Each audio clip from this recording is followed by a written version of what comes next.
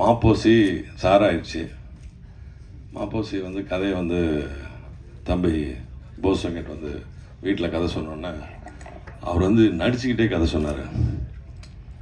என்னோடய ஒய்ஃப் மோர் கொடுக்க வந்தவங்க மோர் அப்படியே நிறுத்திட்டு இவங்க கத்துறதை பார்த்து இது எப்படி என்ன இப்படி கத்தி கதை சொல்லியிருக்கேன். அப்புறம் கேட்டாங்க.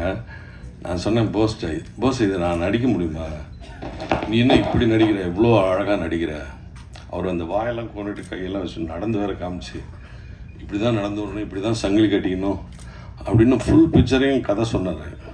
நான் கதை சொல்லி 10வது நிமிஷம் நான் நடிக்கிறேன்னு சொல்லிட்டேன். மிக அற்புதமாக ஒரு நல்ல கதையை, நாட்டுக்கு தேவையான கதையை போஸ் வெங்கட் அவர்கள் பண்ணியிருக்காரு.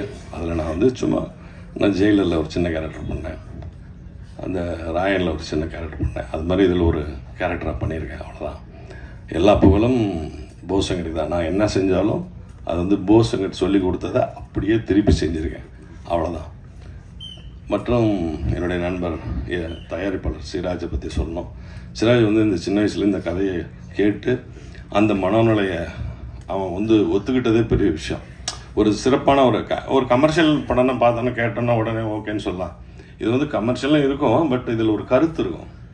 ஃபர்ஸ்ட் ஹாஃப் வந்து மென்மையாகவும், செகண்ட் ஹாஃப் வந்து வன்மையாகவும் போகக்கூடிய ஒரு சிறப்பான ஒரு நல்ல படம். எல்லாரும் கூடிய ஒரு தேடலில் பார்க்க போகிறீங்க. நன்றி, வணக்கம்.